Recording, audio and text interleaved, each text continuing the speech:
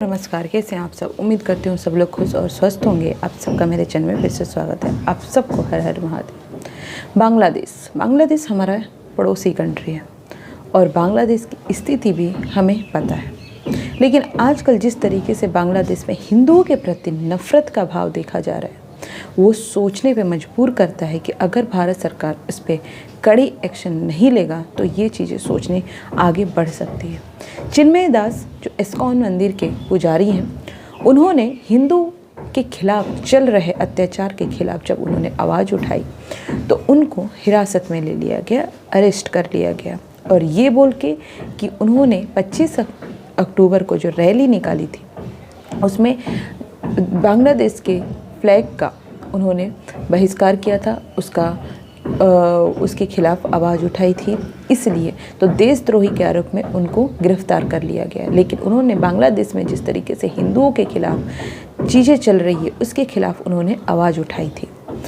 यही नहीं, बांग्लादेश में आप पिछले कुछ महीनों से देख सकते हैं कि हिंदू विरोधी बयान हो, हिंदू मंदिरों पे हमला हो, हिंदू देवी देवताओं पे जिस तरीके से अभद्र टिप्पणियाँ की जा रही है, उनके खिलाफ गलत पोस्टर लगाए जा रहे हैं, ये सोचने पे मजबूर करती है कि भारत सरकार को जल्द से जल्द इस पे कड़ा एक्शन लेने की ज़रूरत है। आज की अगर मैं बात करूँ तो जिस तरीके से प्रधानमंत्री नरेंद्र मोदी और एस जयशंकर जो हमारे फॉरेन मिनिस्टर हैं, उनके बीच में जो मीटिंग चल रही है, ये भारत जो बांग्लादेश में हिंदू विरोधी चीज़ें चल रही है उसको लेकर के मुझे उम्मीद है कि भारत एक मजबूत कंट्री होने के नाते, भारतीय सेना मजबूत होने के नाते, आर्थिक मजबूती होने के नाते भारत एक टॉप कंट्री है जिसके पास सारी चीज़ें हैं। इसकी वो सब चीज़ें जो किसी भी देश में कुछ भी हो उसके खिलाफ एक्शन ले सकता है।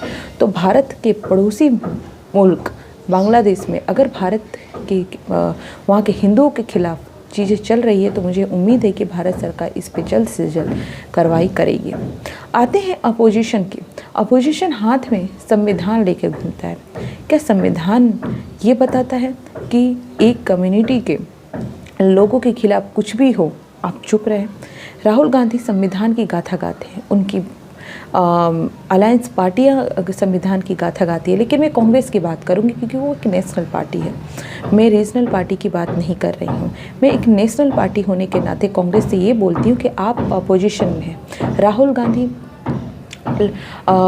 एक अपोजिशन पार्टी के लीडर है, एलओपी हैं। उस नाते क्या उनको बांग्लादेश में हिंदुओं के खिलाफ जो अत्याचार हो रहा है उस पर आवाज़ नहीं उठानी चाहिए? बेमतलब की आवाज़ वो पार्लियामेंट में उठाते हैं, कभी कुछ कभी कुछ। फ़िलिस्तीन का गाना गाते हैं, गाथा गाते हैं कि हम फ़िलिस्तीन के साथ हैं। मुस्लिम प्रेमी हो सकते हैं आप, मुस्लिमों के लिए जहाँ देखो वहाँ जा सकते हैं। मुस्लिम के खिलाफ जो आवाज़ जो भी चीज़ें हो रही है उसके खिलाफ आप आवाज़ उठा सकते हैं। तो क्या आप हिंदुओं के खिलाफ होने वाले अत्याचार के खिलाफ आवाज़ नहीं उठा सकते हैं? क्या यही आपका सेक्युलरिज्म है?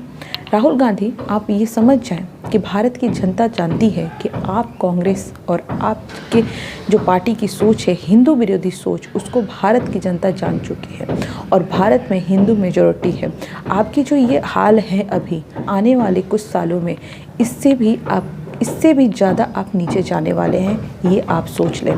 कांग्रेस पार्टी का पतन तो निश्चय है, क्योंकि कांग्रेस पार्टी जिस तरीके से हिंदू विरोधी बयान हो, हिंदू विरोधी जो भी चीज़ें चल रही है उस पर अपनी चुप्पी साधे हुए है। इससे बताता है कि अपोजिशन का काम सिर्फ एजेंडा फैलाना है और कुछ भी नहीं है। आगे मैं बात करूँ, अगर आप अमेरिका में बैठे ट्रंप बांग्लादेश में हिंदुओं के विरुद्ध जो चीज़ें हो रही है उसके खिलाफ ट्रंप आवाज़ उठा सकते हैं, लेकिन हमारे देश में ही बैठे पार्लियामेंट में सबकी मुंह पे ताले लगे हुए हैं। तो ये बताता है कि हमारे जो अपोजिशन है वो सिर्फ मुस्लिम प्रेमी हैं और हिंदुओं के खिलाफ बातें करना, हिंदुओं के खिलाफ जो भी चीज़ें वो जितना हो सके एजेंडा फैलाना है। आपका क्या ख्याल है? भारत सरकार को कड़ी से कड़ी एक्शन लेने की ज़रूरत है। मुझे लगता है, उम्मीद है कि भारत सरकार इस पर कड़ी से कड़ी एक्शन ले और वहाँ पे जो नए प्रधानमंत्रियाँ हैं जो बिना चुने हुए, बिना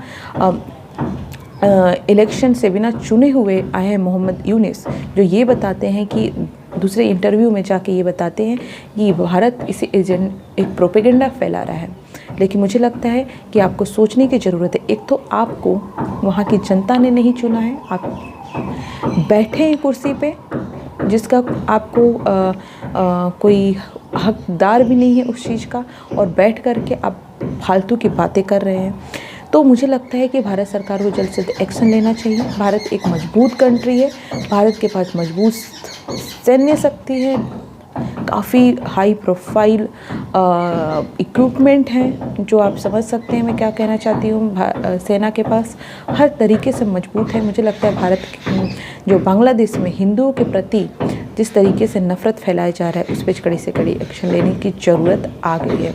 आपका क्या ख्याल है, मुझे कमेंट करके ज़रूर बताएं। और एक चीज़ ज़रूर बताएं, ये जो अपोजिशन है कांग्रेस, क्या उसकी सोच हिंदू विरोधी सोच,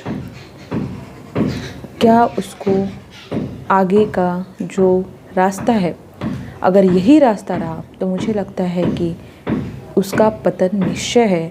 और वो आप अगर पेन कॉपी लेकर बैठे हैं तो लिख लीजिए कि आने वाले साल में कांग्रेस और का जो डाउनफॉल है और भी ज़्यादा होने वाला है, क्योंकि उसकी ये जो रवैया है बेमतलब कि पार्लियामेंट में कोई भी चीज़ें इशू उठाना जिसका कोई मतलब नहीं है, मुझे लगता है कि उसको कोई फ़ायदा होने वाला है नहीं।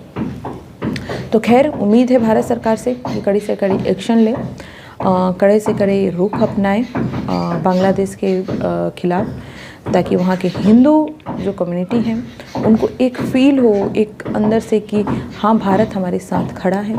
भारत एक मेजॉरिटी पॉपुलेशन जो है हिंदू है, वो सब लोग हमारे साथ खड़े हैं, और मुझे लगता है इसकी बहुत ज़रूरत भी है। Thank you so much. मिलते हैं नेक्स्ट वीडियो में। अपना बहुत बहुत ध्यान रखें।